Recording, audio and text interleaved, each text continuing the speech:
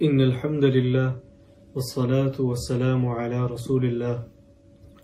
میرے محترم دوستوں، بھائیوں، آج میں آپ کے سامنے مخاطب ہوں ایک سیاسی طالب علم ہونے کی حیثیت سے۔ میرے محترم دوستوں، اس ملک کی سیاست میں ہمیشہ سے ملک کے اندرونی اور بیرونی احوال کا دخل رہا ہے۔ جب سے دنیا کا اقتدار مسلمانوں کے ہاتھ سے نکل کر مغربی اقوام کے ہاتھ آیا ہے، تب سے مسلم ممالک میں بے یقینی کی صورتحال پیدا ہوئی۔ پاکستان کی مثال لے لیجئے، یہاں مغربی اقوام کی خواہشات رہی ہیں کہ ایک ایسا طبقہ برسر اقتدار آئے جو مغربی تہذیب میں رکاوٹ نہ ہو، تجارتی طور پر یہ ان کی ایسی منڈی ثابت ہو، اس ملک کے زر کو قابو میں لیں، اور چنانچہ مغربی تہذیب کے سامنے اور ان کے مالیاتی استعماری اداروں کے سامنے جو رکاوٹ بن سکتا ہے، اس کو نیست و نابود کرنے کے لیے اس برسر اقتدار طبقے کو استعمال کرتا ہے، جس سے ملک میں بے یقینی کی صورتحال پیدا ہوتی ہے۔ چنانچہ جب سے ملک میں مغربی مفادات کے محافظ طبقے کو برسر اقتدار لایا گیا، اس طبقے نے ملک کی عدالت پر اثر انداز ہو کر پہلے تو آسیہ مسیح کو چھڑوایا،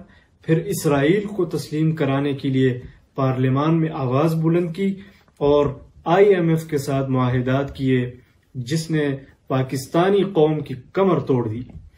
لہٰذا جمعیت علماء روز اول سے ان منصوبوں سے واقف تھی۔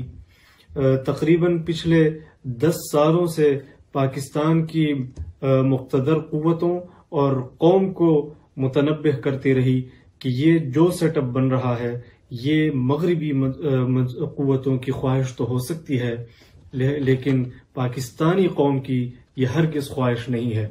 لیکن اس کے باوجود پاکستان کی مقتدر قوتوں نے ان کو راستہ فراہم کیا اور ان کو برسر اقتدار لے کر آئے۔ پھر اس کے سامنے جمعیت علماء نے ڈٹ کر مقابلہ کیا اور دیگر سیاسی جماعتوں کو ساتھ ملانے کی کوشش کی۔